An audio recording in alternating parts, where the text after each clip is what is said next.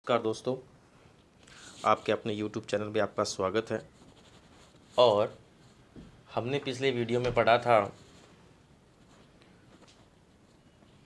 बालक के सामाजिक विकास के बारे में कि सामाजिक विकास हमने बाल्यावस्था उन बालक के हमने मानसिक विकास के बारे में अध्ययन किया। आज हम बात करेंगे मनोसामाजिक विकास के सिद्धांत के बारे में कि मनोसामाजिक विकास का सिद्धांत क्या है, इसके प्रवर्तक कौन हैं और इन्होंने क्या क्या जो विशेषताएं इसके अंदर बताई हैं। तो इसके प्रवर्तक हैं वो एरिक्सन या एरिक्सन माना जाता है। दोनों एक ही बात है, दोनों में से कोई सा भी नाम आ सकता है।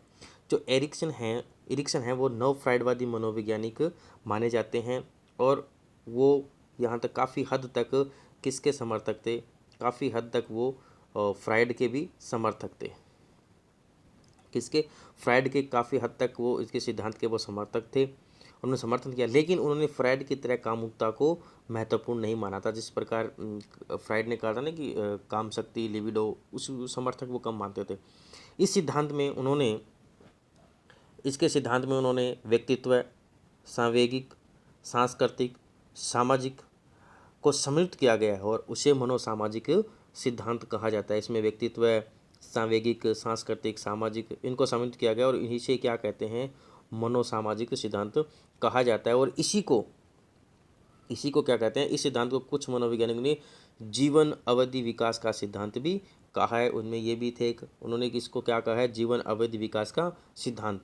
और इसकी जो प्रसिद्ध कृति, इरिक्सन की जो सबसे प्रसिद्ध कृति थी वो थी चाइल्डहुड एंड सोसाइटी, जो कि 1963 में प्रकाशित हुई। 1963 में उसने लिखी थी और उन्होंने विभिन्न 8 अवस्थाओं के बारे में बताया था कि वो 8 अवस्थाएं कौन कौन सी हैं। तो पहली अवस्था है विश्वास बना अविश्वास। ये जो अवस्था है वो जन्म से लेकर 18 माह तक या फिर 1.5 वर्ष तक रहती है। और इस अवस्था में क्या होती है, इस अवस्था में बच्चे अपने माता पिता के स्नेह, प्रेम उनको मिलता है उससे, जिसे उसका विश्वास बढ़ता है। अगर कभी बच्चा रोता है या चिल्लाता है तो उसको उसी हालत में छोड़ देना, तब वहाँ पे उसके अंदर अविश्वास की भावनाएं वो प्रकट होती है। दूसरी अवस्था है स्वतंत्रता बना लज्जाशीलता या शक। इसकी जो अवस्था होती है वो 1.5 वर्ष से 3 वर्ष तक होती है। इसमें क्या होता है, इसमें बच्चा है वो अपने आप भोजन करना, कपड़े बना, मतलब वो अपने आप को दूसरों से निर्भर नहीं करना चाहता, वो खुद करना चाहता है। इस पर वो स्वतंत्र रूप से कार्य करना चाहता है। और कुछ ऐसा क्या होता है कि कुछ जो कठोर मेरा माता पिता होते हैं वो साधारण कार्य करने को भी डांटते हैं, उसको मना करते, तेरे को ये नहीं करना है, वो नहीं करना है। तो इस प्रकार उसमें वो शक और लज्जा की जो भावना है वो पैदा हो जाती है। तीसरी अवस्था है पहल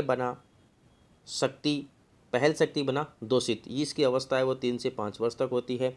ये पूर्व और आरंभिक बाल्यावस्था भी होती है इसमें। और इसके अंदर क्या होता है, इसमें वो क्या है, अपने जीवन में नए नए क्षेत्रों की खोज करता है, प्रेरणा देता है और उस प्रकार उसके अंदर वो पहल की संज्ञा दी जाती है। और इसी आलोचना दंड के कारण बच्चे के अंदर दोष के भाव उत्पन्न हो जाते हैं। मतलब अलग अलग प्रकार की उसके माता पिता हैं अपने बच्चे को नई नई चीज़ों के बारे में बताते हैं। दूसरी है परिश्रम बना हीनता। जब वो 6 से 12 वर्ष तक उत्तर बाल्यावस्था, हीनता का भाव का उत्पन्न होना। और उत्तर बाल्यावस्था, ये जो 6 से 12 वर्ष की अवस्था है वो प्राथमिक विद्यालय की जो अवस्था है वो भी मानी जाती हैं। तो इस समय वो क्या है, बच्चा है वो विद्यालय में प्रवेश कर जाता है, तो वहाँ पे वो नई नई चीज़ों को वो सीखता है, ऊर्जा बनता है और उसके सामने जो आने वाली जो नई ऊर्जा है वो संघर्ष करता है, वो परिश्रम की संज्ञा दी जाती है। लेकिन जब स्कूल में आने वाली चुनौतियों में वह असफल मिलता है तो उसके अंदर एक हीन भावना उत्पन्न हो जाती है। उसके बाद में है जो 5वीं जो अवस्था है वो है अहम पहचान बना भूमिका। तो इसकी जो अवस्था है वो 12 से 18 वर्ष तक होती है। और इस अवस्था के किशोर अवस्था के अंदर, इस अवस्था में किशोरों को यह जानने की प्रयत्न होती है कि वह कौन है, किस लिए है और अपने जीवन में कहाँ जा रहे हैं, उसकी पहचान क्या है, क्या उसको करना है, अपने भविष्य के लिए रास्ता सुनिश्चित नहीं कर पाना। इस प्रकार की जो भ्रांतियाँ जो उत्पन्न होती है वही होती है अहम पहचान बना भूमिका संभ्रांति। और उसकी अवस्था होती है 12 से 18 वर्ष तक, उसकी आयु मानी जाती है। इसके बाद छठी है घनिष्ठता बना विलंघन या अलगाव 18 से 35 वर्ष तक। इसमें वयस्क युवावस्था की अवस्था भी कहा जाता है। ये वयस्क या युवावस्था की भी अवस्था होती है। इस अवस्था में व्यक्ति है वो दूसरों के साथ पॉजिटिव रिलेशन रखता है, जब व्यक्तियों वे दूसरों के साथ घनिष्ठता का भाव विकसित होता है तो वे एक दूसरे के लिए अपने आप को समर्पित कर लेते हैं, तो इस प्रकार की वो भावना उनमें विकसित होती है। और जब दूसरों के साथ घनिष्ठ विकसित नहीं कर पाते हैं तो वो सामाजिक रूप से अलग हो जाते हैं। इसके अंदर फिर घनिष्ठता बना विलग्न या अलगाव की स्थिति उत्पन्न हो जाती है। उसके बाद में है जनात्मक बना स्थिरता। ये जो अवस्थाएं होती हैं वो 35 से 65 वर्ष तक होती हैं। इसको मध्य और मध्य वयस्क अवस्था भी कहते हैं। इस अवस्था के अंदर वह अगली पीढ़ी के लोगों के कल्याण के तथा समाज के लिए जनात्मक वो उत्पादन करता है, कार्य करना शुरू करता है। लेकिन जब व्यक्ति जनात्मक की चिंता से उत्पन्न नहीं होती है तो वह उसकी स्थिर उत्पत्ति जो इसकी स्थिरता है वो बन जाती है। तो जनात्मकता बना स्थिरता, ये उसकी 7वीं अवस्था है। और 8वीं अवस्था है अहम संपूर्ण बना निराशा। ये 65 वर्ष से लेकर मृत्यु पर्यंत तक चलने वाली है।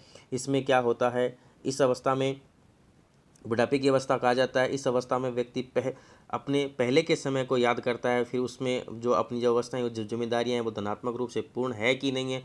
अगर परिणाम धनात्मक है तो वो संपूर्णता, और अगर उसमें मतलब ऋणात्मक या ऐसी नेगेटिविटी आती है कि मेरे से ये काम नहीं हुआ, मुझे ये करना चाहिए था, इस प्रकार की जो भावनाएं आती हैं वो निराशा के अंदर आती है। तो इस प्रकार इरिक्सन ने मनोसामाजिक विकास का जो सिद्धांत है उसके 8 प्रकार बताएं। विश्वास बना अविश्वास, स्वतंत्रता बना लज्जाशीलता या शक, पहल बना शक्ति या पहल शक्ति बना दोषित, परिश्रम बना हीनता, अहम पहचान बना भूमिका संभ्रांति, घनिष्ठता बना अलगाव, जनात्मक बना स्थिरता और अहम संपूर्णता बना निराशा। ये उसने भाव बताए थे। और उसने अपनी जो प्रसिद्ध करती थी चाइल्डहुड एंड सोसाइटी 1963 में उसने उसको लिखा था। उसमें स्पष्ट किया था कि मनुष्य केवल जैविक और सामाजिक प्राणी नहीं बल्कि एक सामाजिक प्राणी भी है। और इस सिद्धांत को इरिक्सन ने क्या था, ये इसने कहा था कि इसमें पूरे जीवन अवधि को उसने 8 भागों में बांटा था, वो इस प्रकार था। उसके बाद में सामाजिकरण के साधन कौन कौन से हैं। सामाजिकरण के साधन जिसमें विकास होना, जैसे परिवार है तो परिवार सामाजिक गुणों का पालक कहा जाता है। परिवार को क्या कहा जाता है, सामाजिक गुणों का पालक कहा जाता है। और ये सामाजिकरण में बहुत ही महत्वपूर्ण भूमिका निभाता है। फिर दूसरा है विद्यालय है वो सामाजिकरण का सक्रिय और औपचारिक साधन है। क्या है, सक्रिय और औपचारिक साधन है किसका, सामाजिकरण का विद्यालय है वो क्या है, औपचारिक साधन है।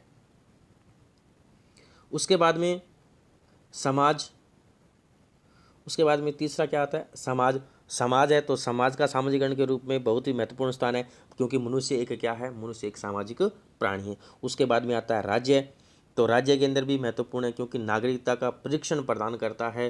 राज्य भी सामाजिकरण के साधन का महत्वपूर्ण भाग है। उसके बाद खेल तथा मित्र, खेल और मित्र के द्वारा सामाजिकरण की प्रक्रिया में महत्वपूर्ण प्रभाव डालते हैं। और लास्ट है इसका सामाजिकरण साधन जो समुदाय वह है जिसमें व्यक्ति रहता है। जैसे समुदाय होगा वैसा ही व्यक्ति का सामाजिकरण का विकास होगा। इसलिए सामाजिकरण के साधन हैं जो मनुष्य के समाज या उसके व्यवहार को व्यक्त करने के लिए, ये हमारे जो 6 जो साधन बताए गए उनसे मनुष्य का समाज में किस प्रकार रहता है, किस प्रकार से उसकी विकास होता है, उनके बारे में बताया गया। तो ये हमारा छोटा सा वीडियो मनोसामाजिक विकास सिद्धांत के ऊपर था। आपको कैसा लगा कमेंट सेक्शन में आप जरूर बताइए। और अभी तक आपने अपने इस वीडियो चैनल को सब्सक्राइब नहीं किया है तो प्लीज़ सब्सक्राइब कीजिए और वीडियो को ज़्यादा से ज़्यादा शेयर और लाइक कीजिए। धन्यवाद।